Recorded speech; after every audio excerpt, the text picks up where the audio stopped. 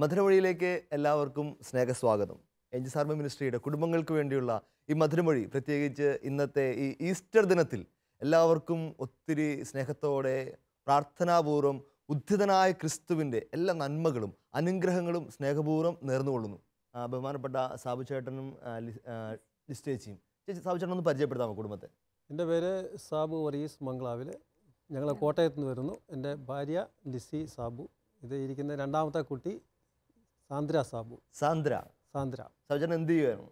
ഞാൻ പോലീസിൽ SI ആയിട്ട് ജോലി ചെയ്തു. ഇപ്പം റിട്ടയറായിട്ട് വീട്ടിലാണ്. പഴയ പോലീസുകാരനാണ്. നമുക്കൊരു പോലീസ് കുടുംബത്തോടൊപ്പമാണ് നമ്മുടെ ഇന്നത്തെ ഈ ഒരു ഈസ്റ്റർ വൈകുന്നേരം നമ്മൾ കൊണ്ടാടുന്നതും പ്രാർത്ഥിക്കുന്നതും. ഒരു പക്ഷേ മാതാപിതാക്കളെ സംസാരിച്ചപ്പോൾ എനിക്ക് മനസ്സിലാക്കാൻ പറ്റിയത്, കുഞ്ഞൊരിക്കൽ പോലും അമ്മയെന്ന് പോലും വിളിക്കില്ല എന്നൊരവസ്ഥയോ, അല്ലെങ്കിൽ ഒരു മാംസപിണ്ഡമായി തന്നെ ജീവിതകാലം മുഴുവൻ കിടക്കുമെന്നൊക്കെ വൈദ്യശാസ്ത്രം പറഞ്ഞെടുത്ത് തമ്പുരാൻ ഉദ്ധിതനായ കർത്താവ് കരം പിടിച്ച് വഴി നടത്തി കൊണ്ടുവന്ന ഇവരുടെ ദൈവാനുഭവത്തോടൊപ്പമാണ് നമ്മുടെ ഈസ്റ്റർ ദിനം. നമുക്ക് മാതാപിതാക്കളിൽ നിന്ന് തുടങ്ങാം. പറയാമോ സാർ? എൻ്റെ ജീവിതത്തിലെ ഏറ്റവും വലിയൊരു സമ്മാനമാണ് ഈ കിട്ടിയിരിക്കുന്ന രണ്ടാമത്തെ കുട്ടി സാന്ദ്ര. കാരണം ജനിച്ചപ്പം തന്നെ വൈകല്യങ്ങളുടെ ഒരു നിറകുടമായിരുന്നു. മാതാപിതാക്കളെ തന്നെ മറന്നുപോകും എന്ന് പറഞ്ഞ് ഡോക്ടർമാർ വിധി എഴുതിയ കുട്ടിയെ നിരന്തരമായി, അതായത് ഒരു 12 വർഷക്കാലം നിരന്തരമായി ഞങ്ങളുടെ പ്രാർത്ഥനയും മറ്റുള്ളവരുടെ പ്രാർത്ഥനയും കേട്ട് യേശു സൗഖ്യം തന്ന ആ ആളാണ് ഇന്നിരിക്കുന്നത്. ഇനിയുള്ള കാര്യങ്ങൾ അവൾ തന്നെ പറയും. സാന്ദ്ര, നീ തന്നെ പറഞ്ഞോളൂ. അപ്പോൾ നിനക്ക് ബാറ്റൻ കൈമാറിയിരിക്കുകയാണ്. അപ്പോൾ മോളുടെ ഒരു അസുഖ കാലഘട്ടങ്ങളെ പറ്റിയും ഇപ്പോൾ മോളുടെ ദൈവാനുഭവത്തെ പറ്റിയൊക്കെ ഞങ്ങൾക്ക് ഈസ്റ്റർ ദിനത്തിൽ ഒന്ന് പങ്കുവച്ചു തരാമോ?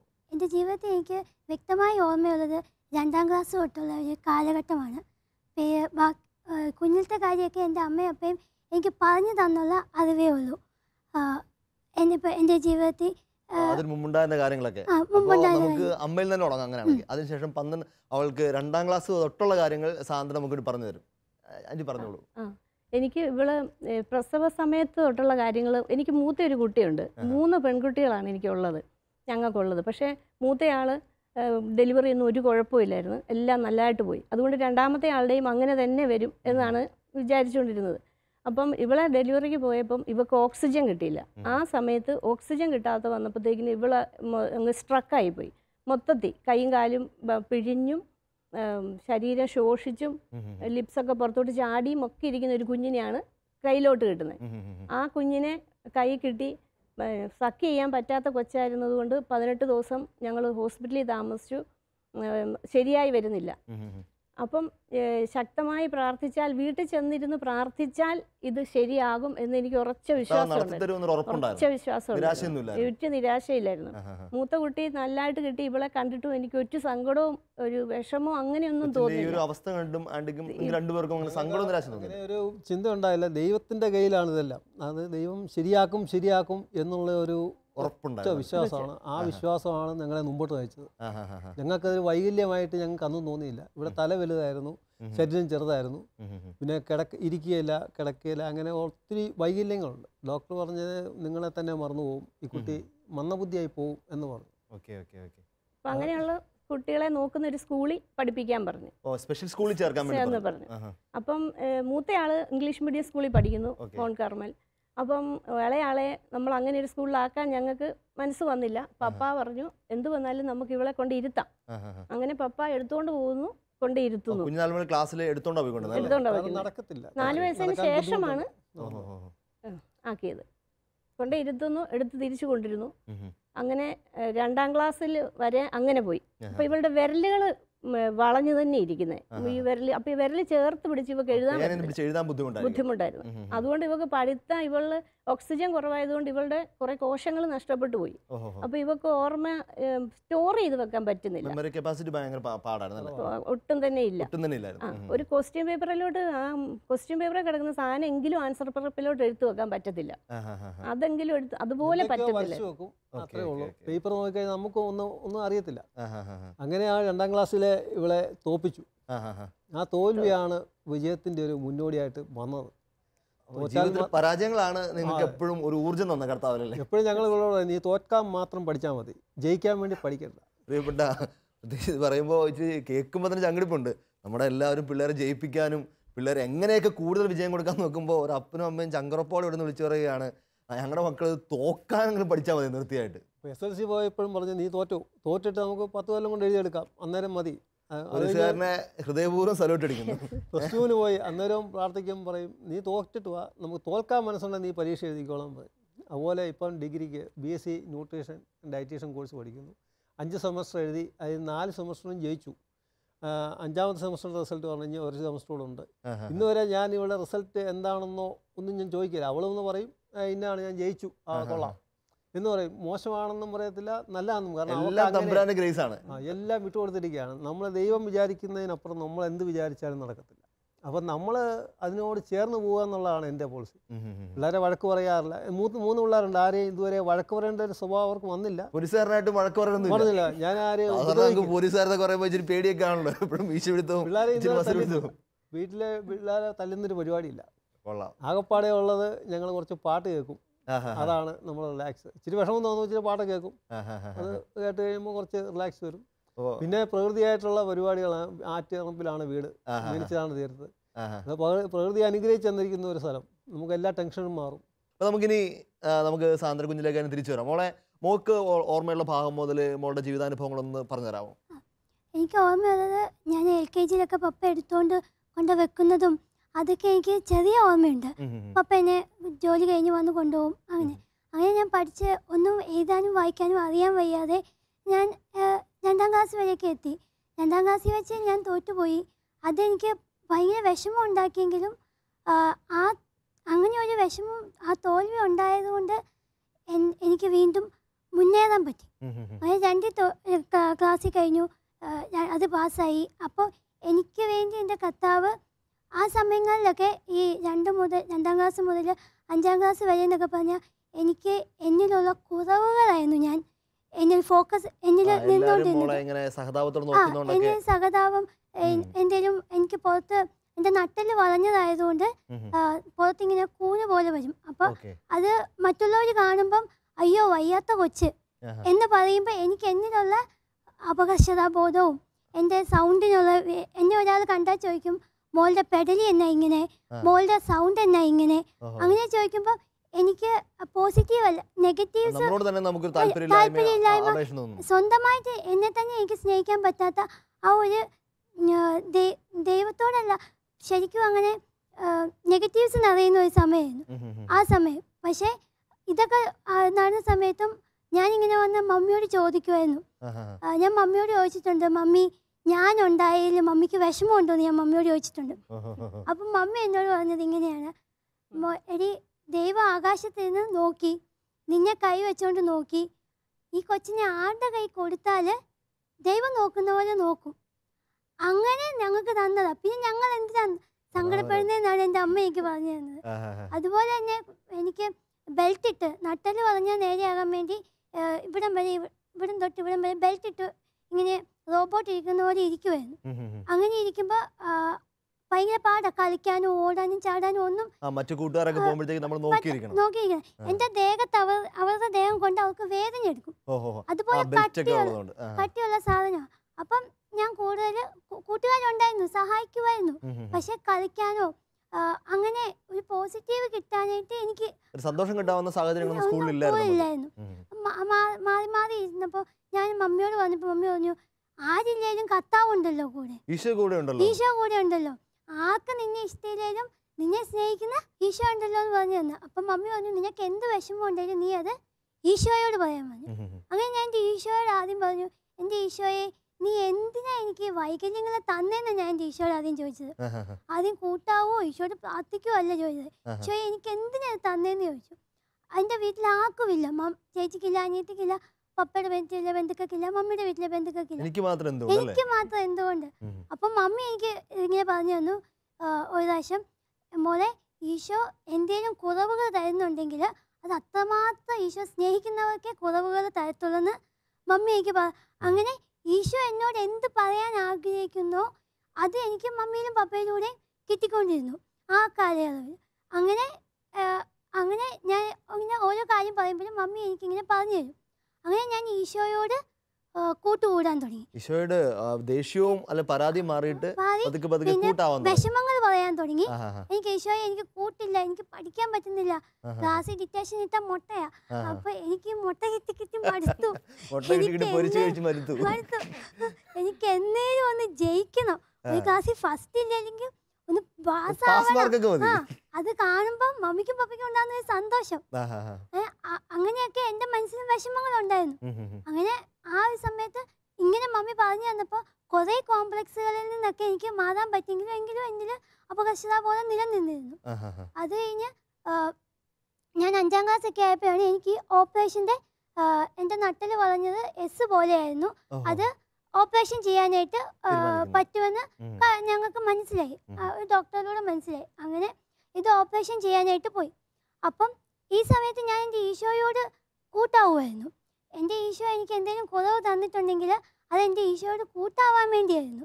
എനിക്കിത് ഇല്ലായിരുന്നെങ്കിൽ ഞാൻ ഇന്ന് ചിലപ്പോൾ ആവില്ലായിരിക്കും, അറിയത്തില്ലായിരിക്കും, ചിലപ്പം ഈശോയോട് കൂട്ടാവില്ലായിരിക്കും.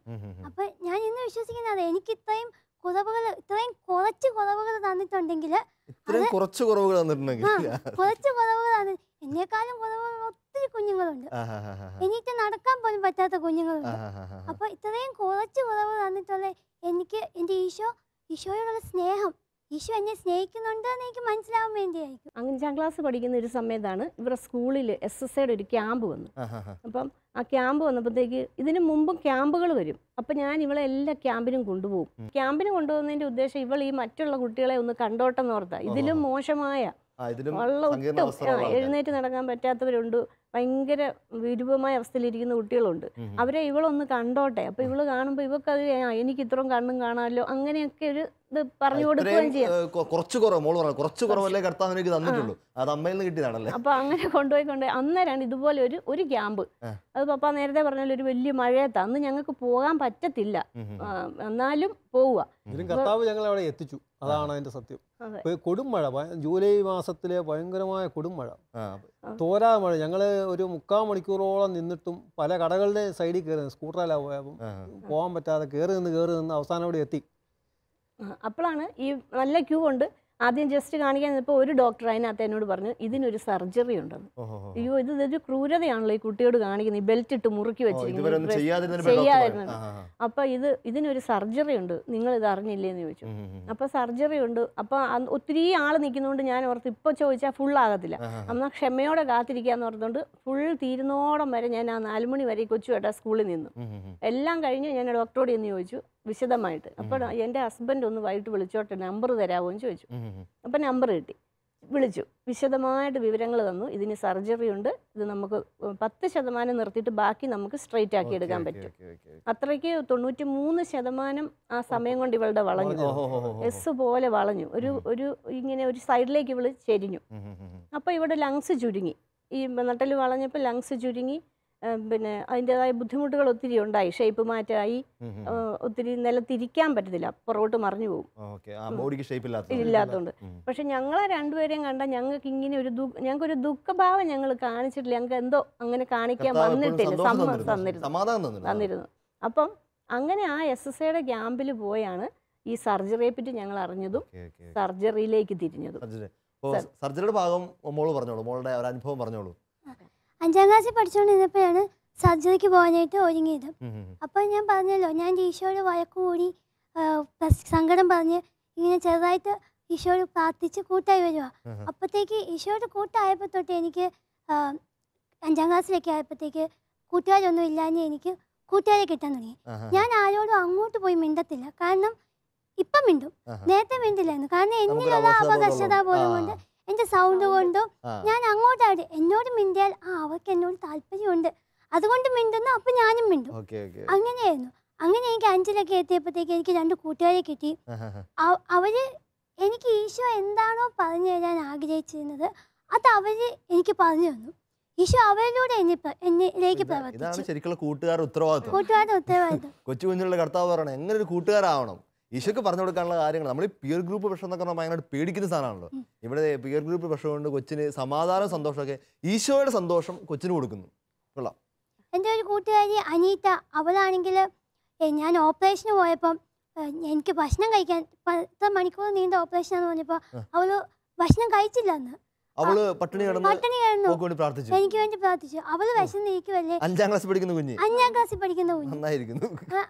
അത്രയ്ക്ക് മാത്രം കർത്താവിനോട് കൂട്ടായപ്പോ എനിക്ക് അത്രയും നല്ല കൂട്ടുകാരെ കിട്ടി. അതുപോലെ തന്നെ എൻ്റെ വേറൊരു കൂട്ടുകാരി അനു എന്ന് പറയുന്ന കൂട്ടുകാരി, അവളാണെങ്കിൽ ഞാൻ എനിക്ക് എഴുതുമ്പോഴൊക്കെ ഭയങ്കര ഹാൻഡ് റൈറ്റിംഗ് വളരെ മോശമാണ്. അപ്പൊ ഞാൻ എന്ത് എഴുതിയാലും അല്ലെ എന്ത് പഠിച്ച് കേൾപ്പിച്ചാലും ഇന്ന് നന്നായിട്ടുണ്ട് എന്ന് എന്നോട് പറയും. എന്നെ എൻകറേജ് ചെയ്യും, പ്രോത്സാഹിപ്പിക്കും. ഞാൻ ഒരു പുതിയ പേന കൊണ്ട് എഴുതുമ്പോൾ ചിലപ്പോൾ അക്ഷരം ഇച്ചിരി നല്ലതായിട്ട് വരും. അപ്പൊ പറയും ഇനി ഇതുകൊണ്ട് എഴുതിയാൽ മതി, നന്നായിട്ടുണ്ട്, പണ്ടത്തെ നന്നായി. അങ്ങനെ പറയുമ്പോൾ എനിക്ക് പോസിറ്റീവ്, എനിക്ക് പോസിറ്റീവ് ആവും. എന്റെ അപകർഷതകൾ, ഞാൻ എന്തെങ്കിലും കുറവുണ്ട് എനിക്ക് ഇങ്ങനെയാന്ന് പറയുമ്പോ അവര് പറയാം പിന്നെ അങ്ങനെയൊന്നുമല്ല, അങ്ങനെയൊന്നും ഇല്ല അവര് പറയും.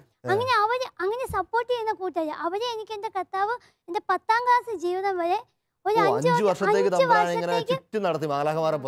ചുറ്റും ഉണ്ടായിരുന്നു. ഓരോ ക്ലാസ്സിലും ഷഫറിംഗ് ഉണ്ട്, ഓരോ ക്ലാസ്സിൽ മാറി മാറിപ്പോവും. എന്റെ എല്ലാ കൂട്ടുകാരും മാറിപ്പോയി, പക്ഷെ ഇവരെ മാത്രം കർത്താവ് മാറ്റിക്കളഞ്ഞില്ല ഉണ്ടായിരുന്നു.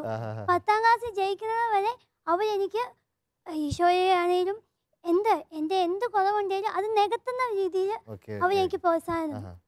അങ്ങനെ ഞാൻ പഠനത്തിൽ മുന്നേറാൻ തുടങ്ങി. ശകലം കർത്താവിനോട് പ്രാർത്ഥിക്കുന്നുണ്ട്, ഈശോയെ ജയിക്കാനുള്ളത് മാത്രം കിട്ടാൻ വേണ്ടി പ്രാർത്ഥിക്കാൻ തുടങ്ങി. അങ്ങനെ പിന്നെ എനിക്ക് ഇങ്ങനെ ഒരു ആൻറ്റി പറഞ്ഞു തരുമായിരുന്നു, എന്നാ ഈ പ്രാർത്ഥിക്കുമ്പം മറ്റുള്ളവർക്ക് വേണ്ടി പ്രാർത്ഥിക്കണമെന്ന്, നമുക്ക് വേണ്ടിയല്ല മറ്റുള്ളവർക്ക് വേണ്ടി പ്രാർത്ഥിക്കണം. അപ്പം ഈശോയോട് കൂട്ടായി ഈശോയോട് പ്രാർത്ഥിക്കാൻ തുടങ്ങിയപ്പോൾ ഞാൻ ഈശോയ്ക്ക് ചേച്ചിക്ക് വേണ്ടി അല്ല കസിൻസിന് വേണ്ടി മറ്റുള്ളവർക്ക് വേണ്ടി പ്രാർത്ഥിക്കാൻ തുടങ്ങി, മറ്റുള്ളവർക്ക് വേണ്ടി നോയമ്പ് എടുക്കാൻ തുടങ്ങി. എനിക്ക് ഇഷ്ടമുള്ള സാധനം ഞാൻ അവർക്ക് വേണ്ടി, ഇറച്ചി മീനും ഒക്കെ എനിക്ക് ഉപേക്ഷിക്കാൻ പറ്റും, അതില്ലെങ്കിലും പക്ഷെ എനിക്ക് ജിലേബി അങ്ങനത്തെ കുറച്ച് മധുരപലഹാരങ്ങളുണ്ട്, അതൊക്കെ ഞാൻ അവർക്ക് വേണ്ടി മാറ്റി വെക്കാൻ തുടങ്ങി. മോള് ഇത്രയും നന്നായിട്ട് പ്രാർത്ഥിക്കണം, മറ്റുള്ളവർക്ക് വേണ്ടി പ്രാർത്ഥിക്കണം, ഒത്തിരി ത്യാഗം ചെയ്യണം എന്നൊക്കെ പറഞ്ഞ ഉറപ്പായിട്ടും മാതാപിതാക്കൾ ഇതിനകത്ത് ഉറപ്പായിട്ടും ഒരു വലിയ സ്വാധീനം ചെലുത്തി കാണുമല്ലോ. നിങ്ങൾ കുഞ്ഞാലം മുതൽ കൊച്ചിന് ഇതുപോലത്തെ കാര്യങ്ങൾ ഇൻസിസ്റ്റ് ചെയ്യാറുണ്ടായിരുന്നു? തീർച്ചയായിട്ടും. അത് ഇവളെ കുഞ്ഞായിരിക്കുമ്പോൾ തൊട്ട് നമുക്ക് പകല് ഒരു സമയത്ത് ഇവിടെ പപ്പ ജോലി കഴിഞ്ഞ് വന്നാലേ എനിക്ക് ചെയ്യാൻ പറ്റുള്ളൂ. അപ്പോൾ ആ പകല് സമയത്ത് ഞാൻ ഇങ്ങനെ ഇരിക്കുക. ആദ്യം ഞങ്ങൾ ഫസ്റ്റ് ഇവള് നടക്കാനാണ് ഞങ്ങൾ ആഗ്രഹിച്ചത്, ഒന്ന് നടന്ന് ബാത്റൂമിൽ പോവുക, അത്ര വരെയെങ്കിലും ഒന്ന് അത്യാവശ്യ കാര്യം. അപ്പോൾ അവിടെ കൊണ്ട് ഇങ്ങനെ കിടത്തിയാൽ ഇത് അനങ്ങ് എല്ലാത്തോണ്ട് എങ്ങോട്ടും പോകത്തില്ല, അവിടെ അങ്ങ് കിടന്നോളും വിറകും പോലെ. അപ്പം ഞാൻ അവിടെ ഇരുന്ന് പ്രാർത്ഥിക്കും, കരിയും, നല്ലോണം കരിയും. അപ്പം ചാരി ഇരുന്ന് ചിലപ്പോൾ ഉറങ്ങിയും പോകും. അതുപോലത്തെ ഒരു അനുഭവം. പ്രാർത്ഥന കേൾപ്പിച്ചു കൊടുക്കാനായിട്ട് ഞങ്ങൾക്ക് കർത്താവ്. നമുക്ക് വീണ്ടും നമ്മുടെ മോളുടെ ആശുപത്രി അനുഭവങ്ങളിലേക്ക് ഒന്ന് പോകാവുന്നതായിരിക്കും. ഞാൻ 5 പഠിച്ചുകൊണ്ടിരുന്നപ്പോഴാണ് ഓപ്പറേഷന് പോയത്. ഓപ്പറേഷന് പോകാൻ ഡോക്ടർ ഇങ്ങനെ സർജറി ചെയ്യാമെന്ന് പറഞ്ഞപ്പം എനിക്ക് ആദ്യം ഉണ്ടായത്, എൻ്റെ ഈശോയെ ഡോക്ടർ ഇങ്ങനെ ചെയ്യാമെന്ന് പറഞ്ഞപ്പോൾ പറഞ്ഞു ഇതിന് ഒത്തിരി റിസ്ക് ഉണ്ട്, വേണമെങ്കിൽ ചെയ്യുമ്പോൾ ഇപ്പം നടക്കുന്ന ആൾ തളർന്നു പോവാം, അങ്ങനെ എന്ത് വേണേലും സംഭവിക്കുന്നു. അപ്പം ഞാൻ എൻ്റെ മനസ്സിൽ ഓർത്ത് എൻ്റെ ഈശോയെ ഞാനിപ്പം നടക്കും, ഇനി ഞാൻ ഞാൻ ഈ ഓപ്പറേഷൻ ചെയ്തിട്ട് വയ്യാണ്ടായാൽ തളർന്നോടി പോയി കഴിഞ്ഞാൽ കൂടുതൽ പ്രശ്നമാവുമല്ലേ ഉള്ളൂ. അപ്പം ഞാൻ എൻ്റെ ഈശോയോട് പ്രാർത്ഥിച്ചു, എൻ്റെ ഈശോയെ നിനക്കിഷ്ടമാണെങ്കിൽ ഞാനിങ്ങനെ നേരെ ആവണമെന്ന് എൻ്റെ ഈശോയ്ക്ക് ഇഷ്ടമാണെങ്കിൽ എൻ്റെ ഈശോയെ നീ എനിക്കിത് ഈശോയുടെ ഇഷ്ടമാണെങ്കിൽ എനിക്ക് മാറ്റി തരണം. ഈശോയുടെ ഇഷ്ടമാണെങ്കിൽ അത് നല്ലതായിട്ടല്ലേ വരുള്ളൂ. അപ്പൊ ഈശോയോട് പറഞ്ഞു, ഈശോയെ നിന്റെ ഇഷ്ടമാണെങ്കിൽ നിനക്കിന്റെ ഇഷ്ടമാണ് എനിക്ക് ഇത് നേരെയാക്കി തരുന്നത് പറഞ്ഞു. അപ്പൊ ഞാൻ പറഞ്ഞു, ഇപ്പൊ ഓപ്പറേഷന് പോകണമെങ്കിൽ പൈസ വേണം, അപ്പൊ നിന്റെ ഇഷ്ടമല്ലെങ്കിൽ പൈസ അറേഞ്ച് ചെയ്യണ്ട, വേണ്ട. അതിനു മുമ്പ് ഓപ്പറേഷന് കുറെ ടെസ്റ്റുകളുണ്ട്, അനസ്തേഷ്യയുടെ, അങ്ങനെ ഒത്തിരി ടെസ്റ്റുണ്ട്. നിനക്ക് ഇഷ്ടമല്ലേ അത് ഏതെങ്കിലും ഒരു ടെസ്റ്റ് മുടങ്ങി ഓപ്പറേഷൻ നടക്കില്ല, നിന്റെ ഇഷ്ടം എന്താണോ അത് നീ അതനുസരിച്ച് പോവാൻ നടന്നാൽ മതി. അങ്ങനെ ഓപ്പറേഷന് പോയി, ഒരു ടെസ്റ്റിനും കുഴപ്പമില്ല. അപ്പൊ ഞാൻ ഓർത്ത് ഈശോയ്ക്ക് ഇഷ്ടമാണ്, ഈശോയുടെ താല്പര്യം. അങ്ങനെ ഓപ്പറേഷൻ തിയേറ്ററിലേക്ക് പോയി. ഓപ്പറേഷൻ തിയേറ്ററിൽ ആദ്യത്തെ ഓപ്പറേഷൻ 2 പ്രാവശ്യമായിട്ട് ഓപ്പറേഷൻ നടന്നത്, ഒന്ന് സൈഡിലും ഒന്ന് പുറത്തും ചെയ്തു. സൈഡിൽ ചെയ്ത ഓപ്പറേഷന് പോയപ്പം ഞാൻ ഈശോയോട് പ്രാർത്ഥിച്ചുകൊണ്ടൊക്കെയാണ് പോയത്, എൻ്റെ ഈശോയെ വേദന എടുക്കരുത്, അങ്ങനെയൊക്കെ പ്രാർത്ഥിച്ചുകൊണ്ട് പോയി. അങ്ങനെ രണ്ടാമത്തെ ഓപ്പറേഷന് ആദ്യത്തെ ഓപ്പറേഷൻ പോയപ്പോൾ ഇങ്ങനെ പ്രാർത്ഥിച്ചു. എൻ്റെ ഒരു അമ്മയുടെ കൂട്ടുകാരി സുജാൻറ്റി എന്ന് പറയുന്ന ആൻറ്റി ഇങ്ങനെ പറയും, സ്വർഗസ്നായ നമ്മുടെ പിതാവേ, അങ്ങയുടെ നാമം പൂജിതമാണമേ. അതിൽ അന്നന്ന് വേണ്ടുന്ന ആഹാരം, ഈ അന്നന്ന് വേണ്ടുന്ന ആഹാരത്തിൽ നമ്മുടെ അന്നന്ന് വേണ്ടുന്ന ദുഃഖങ്ങളും അന്നന്ന് വേണ്ടുന്ന സന്തോഷങ്ങളും ഉണ്ട്. അപ്പൊ ഞാൻ അവിടെ കിടന്ന് ഈശോയോട് ഓർത്തു, ഈശോ എന്റെ മനസ്സിൽ അന്നേരം അതാ വന്നത്, പേടിയോ ഒന്നുമല്ല, ഇതിനെപ്പറ്റി ഞാൻ ആലോചിച്ചുകൊണ്ടിരുന്നത്. അന്നന്ന് വേണ്ടുന്ന ആഹാരം. അപ്പൊ ഞാൻ ഓർത്തു, എന്റെ ഈശോയെ ഞാൻ ഈ പ്രാർത്ഥന പ്രാർത്ഥിച്ചിട്ടുണ്ട്. അപ്പൊ ആന്റി പറഞ്ഞു തന്നു, എന്ത് തന്നെയായാലും ഇത് കഴിഞ്ഞ് വരുമ്പോൾ, ആദ്യത്തെ ഓപ്പറേഷൻ കഴിഞ്ഞ് വരുമ്പോൾ വേദനയായാലും എന്ത് തന്നെയായാലും അത് സന്തോഷത്തോടെ സ്വീകരിക്കാൻ പറ്റണം. അങ്ങനെ ആദ്യത്തെ ഓപ്പറേഷൻ കഴിഞ്ഞു എനിക്ക് ഒരു വേദന എന്റെ ഈശോ തന്നില്ല. ഒരു വേദന, ഒരു സൂചി കുത്തുന്ന വേദന പോലും ഞാൻ അറിഞ്ഞില്ല. അത് കഴിഞ്ഞ് രണ്ടാമത്തെ ഓപ്പറേഷന് പോയപ്പം കയറിപ്പോയി. അപ്പോൾ ആദ്യത്തെ കാഴ്ചയിലുള്ള ഓപ്പറേഷൻ തിയേറ്റർ ആദ്യമായിട്ട് കാണുന്നതിൻ്റെ ഒരു ഇതിൽ രണ്ടാമത് പോയപ്പോൾ ഞാൻ ഈശോയോട് പ്രാർത്ഥിച്ചു, ഈശോയെ ഇതങ്ങ് അപ്പോൾ ഇങ്ങനെ പറയുന്ന കേട്ടു, അനസ്തേഷ്യയൊക്കെ കൂടിപ്പോയാൽ മരിച്ചു പോകും, അങ്ങനെയൊക്കെ കേട്ടു. അതിനു മുമ്പ് ആദ്യത്തെ ഓപ്പറേഷൻ ചെയ്ത സമയത്ത് അപ്പത്തെ ഓപ്പറേഷൻ തിയേറ്റർ കിടന്ന ചേച്ചിക്ക് ഓപ്പറേഷൻ്റെ ഇടയ്ക്ക് അനസ്തേഷ്യയുടെ എഫക്റ്റ് തീർന്ന് ഭയങ്കര പെയിൻ ആയിട്ട് കരയുന്ന ഞാൻ കേട്ടു. ഇങ്ങനെയൊക്കെയുള്ള പേടി മനസ്സിലുണ്ടായിരുന്നു. എങ്കിലും ഓപ്പറേഷൻ തിയേറ്ററിലേക്ക് പോയി. അവിടെ ഇപ്പോൾ ഞാൻ ഈശോയോട് പ്രാർത്ഥിച്ചു, എൻ്റെ ഈശോയെ എനിക്ക് പേടിയുണ്ട്, പക്ഷേ ഈശോയുടെ കൈയും പിടിച്ച് പോയി. അങ്ങനെ അവിടെ എന്നെ കൊണ്ട് കിടത്തിയപ്പോൾ ഈശോയോട് പ്രാർത്ഥിച്ചു, എൻ്റെ ഈശോയെ ഇതിൻ്റെ ഇടയ്ക്കെങ്ങാനും ഞാൻ മരിച്ചു പോയാൽ എന്നെ സ്വർഗത്തിലേക്ക് എടുത്തേക്കണേന്ന് ഞാൻ പ്രാർത്ഥിച്ചു. അത് എൻ്റെ ഈശോയെ മരിച്ചു പോയാൽ എന്നെ എടുത്തേക്കണേന്ന് ഞാൻ പ്രാർത്ഥിച്ചു. അത് കഴിഞ്ഞ് ഓപ്പറേഷൻ തിയേറ്ററിന് ഒരു സൈഡിൽ ഇങ്ങനെ ഓപ്പറേഷൻ തിയേറ്റർ ഇങ്ങനെ ബോർഡ് എഴുതി വെക്കും പേരൊക്കെ. അപ്പോൾ ആരാ, ഡോക്ടറാണോ നേഴ്സാണോ ആരാന്നറിയില്ല, അവിടെ എന്നെ കൊണ്ട് കിടത്തി ആ സൈഡിൽ വന്ന് നിന്നിട്ട് പറഞ്ഞു, സാന്ദ്ര സ്കോളിയാസിസ് എന്നാണ് എൻ്റെ അസുഖത്തിൻ്റെ പേര്, സ്കോളിയാസിസ്, നല്ല വേദനയായിരിക്കും. എൻ്റെ ഈശോയെ എൻ്റെ എല്ലാം ഇത് ഒരു സർജറി കഴിഞ്ഞുകൊണ്ട് എനിക്ക് ഓടാനും വയ്യല്ലോ, അവിടെ കിടക്കുക. അങ്ങനെ ഞാൻ അപ്പം ഇങ്ങനെ എനിക്ക് ആൻറ്റി പറഞ്ഞു തന്നിട്ടുണ്ട്, ഈ നമുക്ക് വേണ്ടി ഈശോ കുരിശിൽ ഉള്ള വേദന സഹിച്ചത്, കാൽവരിയിൽ ഈശോ മരിച്ചത് എനിക്ക് വേണ്ടി, നിനക്ക് വേണ്ടിയുള്ള വേദന ഈശോ സഹിച്ചത്. അപ്പം നിനക്ക് എന്ത് വേദന വന്നാലും അതാ കാൽവരി കുരിശിനോട് ചേർത്ത് വെച്ച് പ്രാർത്ഥിച്ചോണോന്ന് പറഞ്ഞു. 12 തോറ്റു വന്നോണ്ട് ഇച്ച പ്രായം തന്നെ. എങ്കിലും 12-13 വയസ്സുള്ള കൊച്ചിന് ഇത്രയും വലിയ ദൈവബോധവും ദൈവാനുഭവവും ഉള്ള കാര്യത്തിൽ തമ്പുരാനെ നിനക്ക് നന്ദി. ഈശോയെ അങ്ങനെ ഞാൻ ഈശോയോട് പ്രാർത്ഥിക്കും, എൻ്റെ ഈശോയെ നിന്റെ കാൽവരിയിലേക്ക് സമർപ്പിക്കുന്നു, എനിക്ക് എന്ത് വേദന എടുത്താലും അത് ഞാൻ നിന്റെ കുരിശ് ആൻറ്റി പറഞ്ഞ പോലെ തന്നെ ഞാൻ പ്രാർത്ഥിച്ചു എൻ്റെ ഈശോയെ സമർപ്പിക്കുന്നു. അങ്ങനെ ഓപ്പറേഷൻ കയറി തിരിച്ചിറങ്ങി, ഹല്ലേലൂയ, ഒരു വേദന എനിക്കുണ്ടായിരുന്നു. ദൈവം മുഴുവനായിട്ട് ഏറ്റെടുത്തു, ഒരു വേദന എടുത്തില്ല. അത് കഴിഞ്ഞ് ICU കിടന്നപ്പോഴും ഒന്നും ഒരു വേദന എടുത്തില്ല.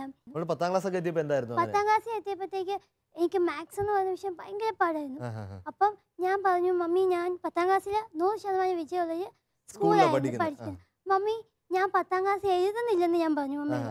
അപ്പം മമ്മി പോയി ടീച്ചേഴ്സിനോട് പറഞ്ഞപ്പോൾ ടീച്ചേഴ്സ് പറഞ്ഞു, നീ ജയിക്കും, ഇന്ന് ഞങ്ങൾക്ക് വിശ്വാസമുണ്ട്, നീ പരീക്ഷ എഴുതിക്കോളാൻ പറഞ്ഞു. അങ്ങനെ ഈശോ അവരിലൂടെ എനിക്ക് പ്രവർത്തിച്ചു. അങ്ങനെ ഞാൻ 10ാം ക്ലാസ്സിന്റെ പരീക്ഷ എഴുതി.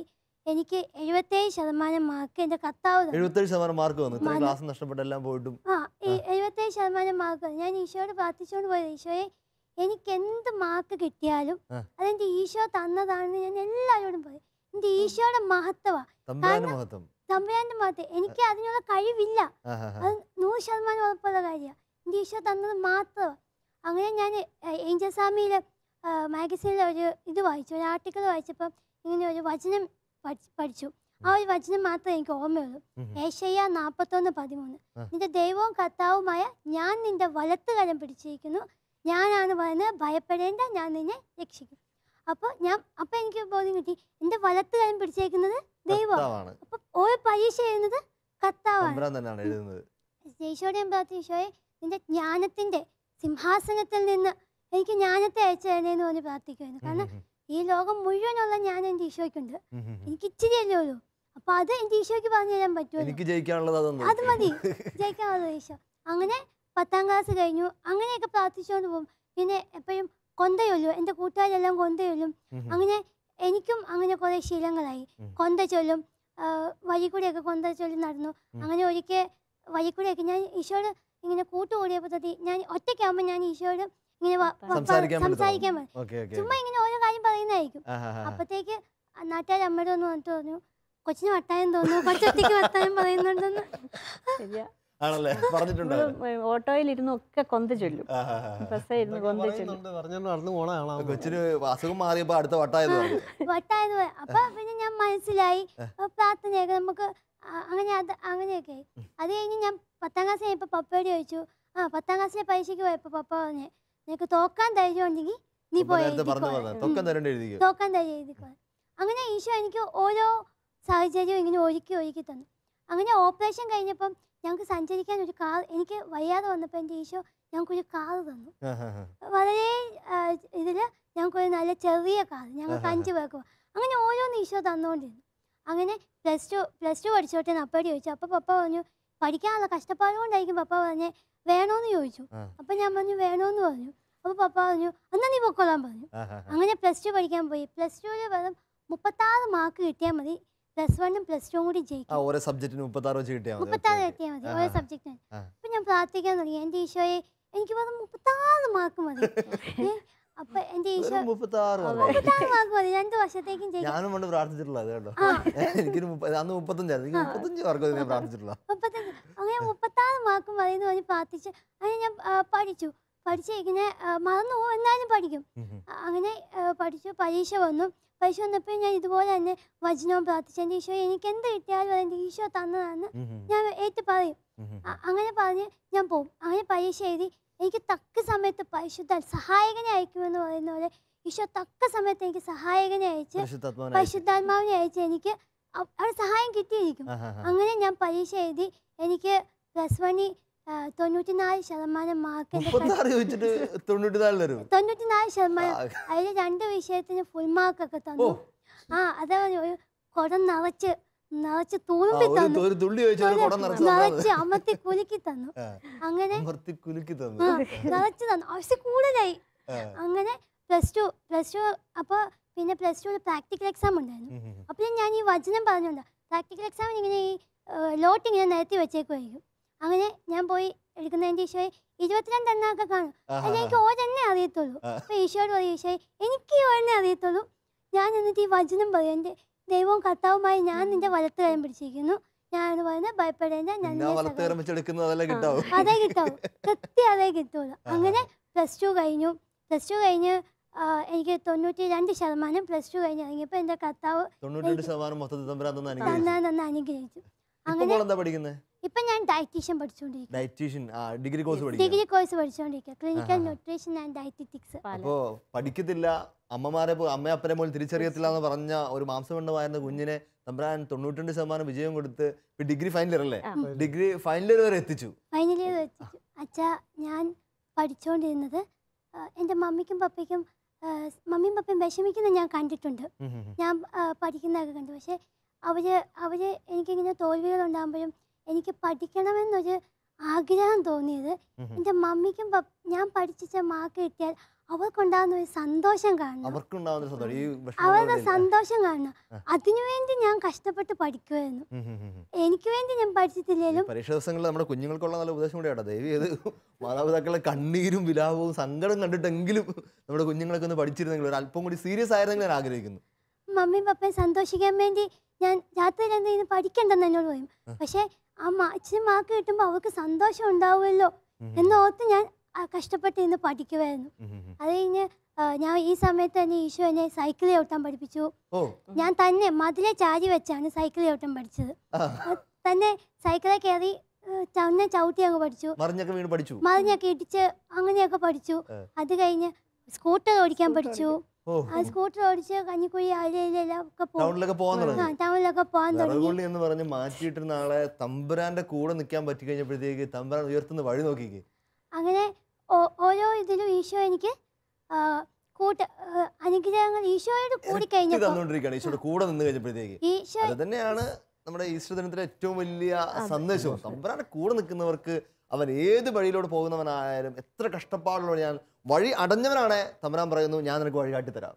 വഴി ഇല്ലാത്തതിന് മുമ്പിൽ നിന്ന് കർത്താവ്, ഉദ്ധിതനായ കർത്താവ് പറയുന്നു, ഞാനാണ് കർത്താവ്, ഞാൻ നിനക്ക് വഴി വെട്ടിത്തരാം. അതല്ല, ചെങ്കടൽ വഴിയില്ലാത്തൊരു വഴി വെട്ടിക്കൊടുത്തു തമ്പുരാൻ. അതാണ് ഇവരുടെ ജീവിതം വെച്ച് നമ്മൾ നോക്കുമ്പോഴത്തേക്ക് കുഞ്ഞിൻ്റെയും മാതാപിതാക്കളുടെ അനുഭവം കേട്ട് നമുക്ക് മനസ്സിലായത്. ഞാനാണ് വഴി നടത്തുന്ന ദൈവം. വഴി ഞാൻ കാട്ടിത്തരാം, വഴി ഇല്ലെങ്കിൽ ഞാൻ നിങ്ങൾക്ക് വഴി വെട്ടി ഉണ്ടാക്കി തരാം, സഹായകനെ അയച്ചു തരാം. അതെ, വെച്ചാൽ ഞങ്ങൾ ഇവളിപ്പോൾ ഇത്ര അഭിമാനമായിട്ട് മാറി ഇവളാണ് ഞങ്ങളുടെ വീട്ടിൽ ഞങ്ങളെ ട്രെയിൻ ചെയ്തു തരുന്നത്. ഞങ്ങളുടെ ഒരു സ്പിരിച്വൽ മദർ പോലെയാണ് ഇപ്പൊ ഞങ്ങൾക്ക്. മാതാപിതാക്കളെ ട്രെയിൻ ചെയ്തത് ഇവളാണെന്നാണ് ഇപ്പൊ പറയുന്നത്. ഇവളുടെ ജീവിതാനുഭവങ്ങളും ഇവളുടെ ദൈവാനുഭവമാണ് നിങ്ങൾക്ക് ഫോർമേഷൻ എന്നാണ് പറയുന്നത്. തീർച്ചയായിട്ടും ഒരു കാര്യത്തിന് പോകാൻ ഇറങ്ങാൻ നന്നായിട്ട് പ്രാർത്ഥിച്ചൊരുക്കി വിടും. വചനം പറഞ്ഞു ആര് വീട്ടിൽ വന്നാലും ഒരു യാത്ര പുറപ്പെടാനും എക്സാമിന് പോണേലും എല്ലാം എന്നും എല്ലാ എക്സാമിനും പോണേലും ഞങ്ങളെ കാലത്തൊട്ട് അനുഗ്രഹം വാങ്ങിക്കും. മുത്താണ് തീർച്ചയായിട്ടും കർത്താവിന്റെ ഭൂമിക്കുള്ള വലിയൊരു സമ്മാനമാണ്, ഞങ്ങളുടെ ഒരു അഭിമാനമാണ്. ഉറപ്പായിട്ടും നിങ്ങൾ മാത്രമല്ല, ലോകത്തിന് മുഴുവൻ കർത്താവിന്റെ അഭിമാനമാണ്, സ്വർഗത്തിന്റെ അഭിമാനമാണ്. ഇപ്പൊ എന്റെ ഈശോയ്ക്ക് വേണ്ടിയാണ്. ഈ ലോകത്ത് ആരും സ്നേഹിച്ചില്ലേലും ആർക്ക് എന്നെ ഇഷ്ടമില്ലേലും എൻ്റെ ഈശോയ്ക്ക് എന്നെ ഇഷ്ടമാണ് എന്നുള്ളൊരു വിശ്വാസം കൊണ്ട് മാത്രമാണ് ഞാൻ ഇന്ന് എനിക്ക് ഇത്രയും നന്നായിട്ട് ജീവിക്കാൻ പറ്റുന്നത്. ഈശോയുടെ സ്നേഹം ഉള്ളത് കൊണ്ടാണ്. ഈശോ എന്നെ സ്നേഹിക്കുന്നു, ആ സ്നേഹം മാത്രം മതി ഈ ലോകത്ത് എനിക്ക് സന്തോഷത്തോടെ ജീവിക്കാൻ. ഏത് മനുഷ്യൻ എന്നെ തഴഞ്ഞാലും ആര് കുറവുകളുണ്ടെന്ന് പറഞ്ഞാലും ഈശോയുടെ മുമ്പിലും എനിക്ക് ആ ഒരു കുറവ്, ഈശോയ്ക്ക് എന്ത് കുറവുണ്ടെങ്കിലും എന്നെ ഇഷ്ടമാണ്. കർത്താവിന്റെ കുഞ്ഞാണ്, എന്റെ കൂടെ എന്റെ ഈശോ ഉണ്ട്. പ്രിയപ്പെട്ടവരെ, എന്താ ഈസ്റ്റർ ദിനം? ഈസ്റ്റർ ദിനത്തിൽ ദുഃഖ വെള്ളിയാഴ്ച അവരെല്ലാവരും ചേർന്ന് വലിയൊരു കല്ലുരുട്ടി കർത്താവിനെ അതിനകത്ത് കയറ്റി വെച്ചു. ഈശോയുടെ ശവശരീരം കല്ലുരുട്ടി അകത്ത് വെച്ച് അടച്ചു. അവർ പറഞ്ഞു ഇവിടെ അവസാനിച്ചു. ഉദ്ധിതൻ എന്ത് ചെയ്തു? ഈസ്റ്റർ ദിനത്തിൽ അവൻ ഉദ്ധിതനായി ഉയർന്നു വന്നിട്ട് പാപത്തെയും മരണത്തെയും ലോകത്തെയും കീഴടക്കി വന്നിട്ട് എല്ലാവരോടും ഞാൻ നിങ്ങളോടൊപ്പമുണ്ട്, ലോകാവസാനം വരെ ഞാൻ നിങ്ങളുടെ കൂടെ ഉണ്ടായിരിക്കും. ഞാൻ ഉദ്ധിതനായ ഈശോയുടെ രൂപം കാണുമ്പോൾ എപ്പോഴും മനസ്സിൽ സന്തോഷത്തോടും തമാശയോടും ചിന്തിക്കാറുണ്ട്. ഈശോയുടെ വന്ന വരവ് കണ്ടിട്ടുണ്ട്, ആ രൂപത്തിലേക്ക് നോക്കിച്ചാൽ മതി. കൈയൊക്കെ പൊക്കി ഒരു ഹായ് ഒക്കെ പറഞ്ഞ് വലിയ 6 പാക്ക് ബോഡിയൊക്കെ കാണിച്ച് കർത്താവ് ചിരിച്ച് കളിച്ചിറങ്ങി വരുന്നത്. ഈ സഹനവും മരണവും പീഡനവും ഒക്കെ എന്ത്? ഇതൊന്നും ഒന്നുമില്ല, അതിനൊക്കെ അപ്പുറം സ്വർഗം ഉണ്ടെന്ന് ഉറപ്പോടെ അവൻ നമ്മുടെ മുന്നിൽ നിൽക്കുന്നു. ഈ കുടുംബം സാന്ദ്രമോള് മാതാപിതാക്കള് നമുക്ക് തന്ന ഏറ്റവും വലിയ ഈസ്റ്റർ സന്ദേശവും അത് തന്നെയാണ്. തമ്പുരാൻ, ഉദ്ധിതനായ തമ്പുരാൻ കൂടെ ഉണ്ടെങ്കിൽ ഉദ്ധാനാനുഭവം, ഉദ്ധിതന്റെ യഥാർത്ഥ അനുഭവം ഭൂമിയിൽ നമുക്ക് തന്ന കുഞ്ഞു വിശുദ്ധയായ സാന്ദ്രമോൾക്കും കുടുംബത്തിനും നന്ദി പറഞ്ഞുകൊണ്ട് ഒന്ന് ചേർന്ന് ഇവരുടെ ദൈവാനുഭവം നമ്മുടെയും കൂടുതൽ ദൈവാനുഭവത്തെ സ്വർഗം നോക്കി നടക്കാൻ, തകർച്ചകളുടെയും നിരാശകളുടെയും അവസാനിച്ചു എന്ന് വിചാരിക്കുന്ന അവസ്ഥകളുടെ മുമ്പിൽ നിന്ന് തമ്പുരാൻ എൻ്റെ കൂടെ ഉണ്ടെങ്കിൽ എനിക്കെല്ലാം സാധിക്കും എന്ന് പറയാനുള്ള ഉറപ്പിലേക്ക് നയിക്കട്ടെ. നമുക്കൊന്നു ചേർന്ന് കുടുംബം ഒന്നു ചേർന്ന് ഈസ്റ്റർ ദിനത്തിൽ ഒന്നു ചേർന്ന് പ്രാർത്ഥിക്കാം. ഉദ്ധിതനായ ഈശോയെ, ഞങ്ങൾ ഒന്നു ചേർന്ന് ഒരു ഹൃദയത്തോടെ പ്രാർത്ഥിക്കുന്നു. ഞങ്ങളുടെ ഏത് അവസ്ഥകളുടെയും, ഏത് തകർക്കപ്പെട്ട, അപമാനിക്കപ്പെട്ട, അവസാനമെന്ന് വിചാരിക്കുന്ന, നിരാശയുടെ തുരുത്തിലായിരിക്കുന്ന അവസ്ഥകളിലൂടെ കടന്നു പോയാലും തമ്പുരാനെ, നീ ഞങ്ങൾക്ക് ഉറപ്പ് തരുന്നു, ഞാനുണ്ട്. പാപത്തെയും മരണത്തെയും കീഴടക്കിയവൻ, ലോകത്തെ കീഴടക്കിയവൻ, ഉദ്ധിതനായവൻ. ഈശോയെ, നിന്റെ ഉറപ്പിൽ ഞങ്ങൾ വിശ്വസിക്കുന്നു. ഈ കുഞ്ഞിൻ്റെ, ഈ കുടുംബത്തിൻ്റെ ദൈവാനുഭവം തമ്പുരാനെ ഞങ്ങളെ വല്ലാതെ വെല്ലുവിളിക്കുന്നു. ഒത്തിരി കഴിവുകളുണ്ടായിട്ടും ഒത്തിരി നന്മകൾ നിന്നിൽ സ്വീകരിച്ചിട്ടും തമ്പുരാൻ അതൊന്നും തിരിച്ചറിയാൻ പറ്റാതെ പോയതിനെ ഓർത്ത്, ഞങ്ങളുടെ കുറവുകളെ ഓർത്ത്, ഞങ്ങൾ പഴി പറഞ്ഞതിനെ ഓർത്ത്, പലപ്പോഴും ഞങ്ങൾക്കുണ്ടായിരുന്ന നന്മകൾ മനസ്സിലാക്കാതെ ഞങ്ങൾക്ക് കിട്ടാതെ പോയതിനെ ഓർത്ത് ഞങ്ങൾ പഴി പറഞ്ഞ് കുറ്റപ്പെടുത്തി നിന്നെ ചോദ്യം ചെയ്ത്, മാതാപിതാക്കളെ ചോദ്യം ചെയ്ത്, ഈ ലോകത്തെ തന്നെ ചോദ്യം ചെയ്ത് മൊത്തത്തിൽ നിരാശയിൽ കഴിഞ്ഞുകൂടി തമ്പുരാനെ മാപ്പ് അപേക്ഷിക്കുന്നു. തമ്പുരാനെ, എൻ്റെ എല്ലാ കുറവുകളും നീ തന്ന സമ്മാനങ്ങളാണ്. നിന്നെ അറിയാൻ എൻ്റെ രോഗങ്ങൾ, എൻ്റെ തകർച്ചകൾ, എല്ലാ അവസ്ഥകളും തമ്പുരാനെ ആ ഒരു ബോധ്യം എനിക്ക് ഉറപ്പായി തരണമേ. എൻ്റെ അപ്പനറിയാതെ, സ്വർഗത്തിലിരിക്കുന്ന എൻ്റെ അപ്പനറിയാതെ എൻ്റെ ജീവിതത്തിൽ ഒന്നും സംഭവിക്കുന്നില്ല. പരിശുദ്ധ അമ്മേ മാതാവേ, നീയാണല്ലോ ദൈവഹിതത്തിന് പൂർണ്ണമായിട്ട് ആമേൻ പറഞ്ഞത്. കാലിക്കൂട് മുതൽ കാൽവരിയോളം മകന്റെ ഒപ്പം നടന്നത്, ഉദ്ധാനം വരെ ശിഷ്യന്മാരെ കൂട്ടിക്കൊണ്ടുപോയത് നിരാശയിൽപ്പെടുത്താതെ. അമ്മേ, ആ പ്രത്യാശയുടെ ഹൃദയം ഞങ്ങൾക്കും തരണമേ. എല്ലാ സഹനങ്ങളുടെയും രോഗങ്ങളുടെയും മുമ്പിൽ അമ്മേ, നിന്റെ തിരുക്കുമാരൻ ഞങ്ങൾക്ക് രക്ഷകനായുണ്ടെന്ന് ഉറപ്പ് ഞങ്ങൾക്ക് തരണമേ. ഒന്ന് ചേർന്ന് നമുക്ക് ആശീർവാദം സ്വീകരിക്കാം. നമ്മുടെ കർത്താവ് ഈശോ മിശിഹായുടെ കൃപയും പിതാവായ ദൈവത്തിന്റെ സ്നേഹവും പരിശുദ്ധാത്മാവിന്റെ സഹവാസവും പരിശുദ്ധ അമ്മയുടെയും സകല വിശുദ്ധരുടെയും മാധ്യസ്ഥവും നാം എല്ലാവരും ഉണ്ടായിരിക്കട്ടെ, ഇപ്പോഴും എപ്പോഴും എന്നേക്കും. ഈശോ മിശിഹായ്ക്ക് സ്തുതിയായിരിക്കട്ടെ. ഒരിക്കൽ കൂടി ഈസ്റ്ററിന്റെ എല്ലാ പ്രാർത്ഥനാശംസകളും നേർന്നുകൊള്ളുന്നു.